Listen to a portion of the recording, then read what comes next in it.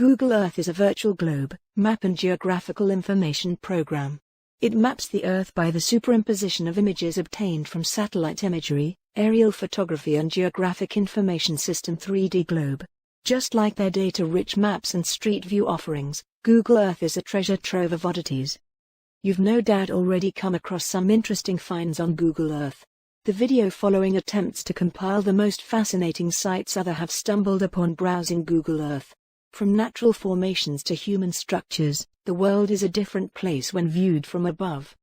If you're interested in seeing any of the places yourself, you can find the coordinates for every image shown below.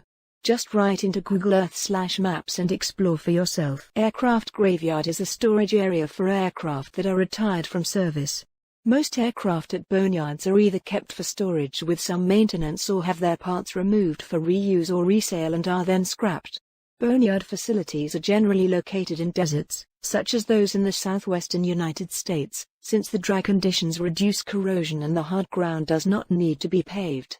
The 309th Aerospace Maintenance and Regeneration Group in Tucson, Arizona, the largest facility of its kind, is colloquially known as the Boneyard. A giant swirling design etched into the Egyptian desert could trick the eye into thinking an alien spacecraft has landed. But the mesmerizing pattern is, in fact, the work of 3 artists. Painting a swastika on a public building is a hate crime. But what happens when the building itself is the swastika? While appearing innocuous from the ground, the striking shape of a construction in San Diego, now on view to internet users accessing Google Earth, is unmistakable. It resembles the Nazi symbol. In some parts of the year, buffalo herds migrate. Google satellites also manage to display them during these migrations.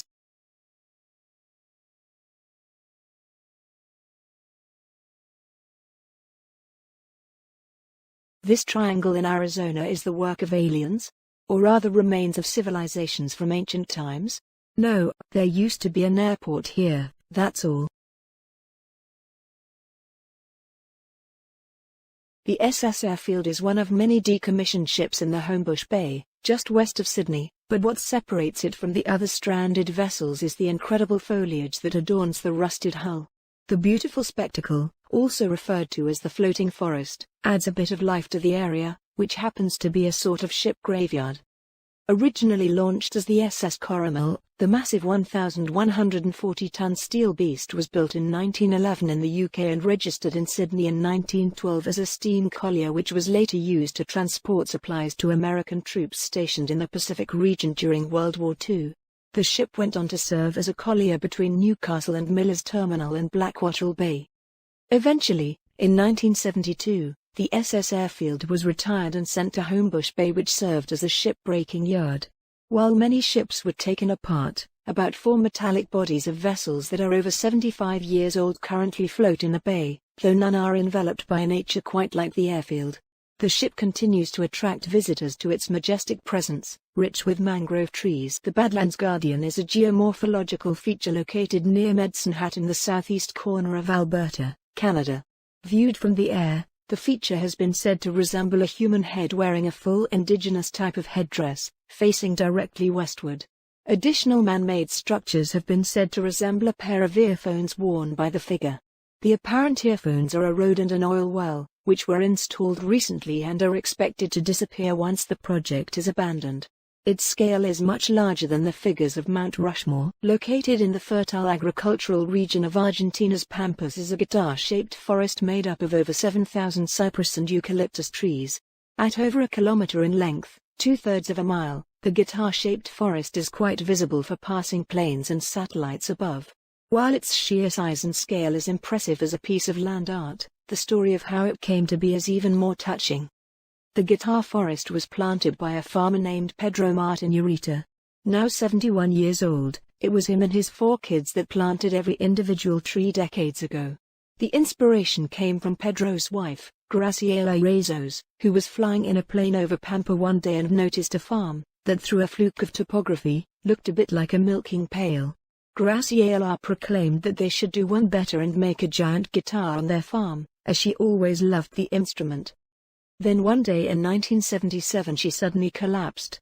She had suffered from a ruptured cerebral aneurysm and died shortly thereafter, carrying what would have been the family's fifth child. A couple years later, Pedro decided to honor his late wife's wishes and create the guitar-shaped forest she had always dreamed of. With the help of his children, they planted and nurtured roughly 7,000 trees.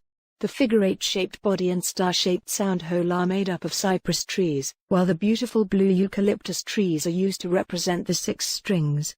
Mr. Urito admits he has only ever seen photographs of the complete guitar, as a traumatic event in his youth has left him with a fear of flying.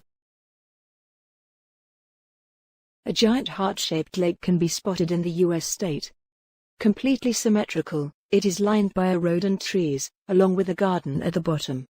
It doesn't appear to have a name, raising questions as to where it has come from.